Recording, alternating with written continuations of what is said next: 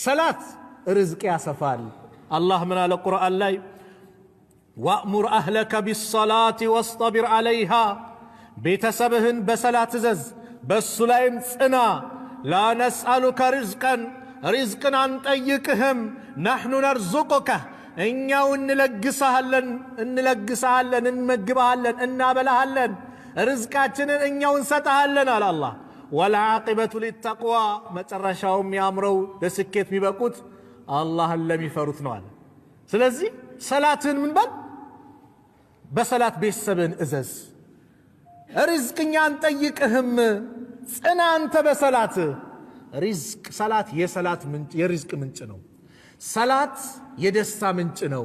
ሰላት የሌለው ሰው ወላሂ ባዶ ነው፣ ጭንቀት ነው፣ ፊቱ ይጠቁራል ሰላት ከሌለ፣ ደስታ ይርቃል ሰላት ከሌለ። እንዴት ሰው ከአላህ ጋር መነጋገር ካልቻለ? መነጋገር እኮ ነው አይደል?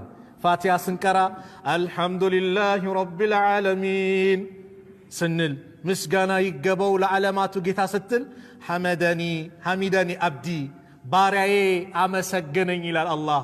አርራሕማን ራሒም አዛኝ ሩህሩህ የሆነው ስትል አስና ዐለየ አብዲ ባሪያዬ እኔን አወደሰ ይላል።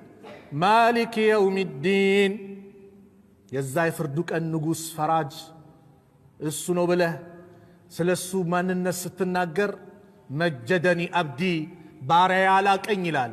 ኢያከ ነዕቡዱ ወኢያከ ነስተዒን አንተም ብቻ ነው የምንገዛው እርዳታ የምንጠይቀው አንተም ብቻ ነው ከአንተ ውጭ ማንም የለም ብለን ስንናገር አላህ ምን ይላል?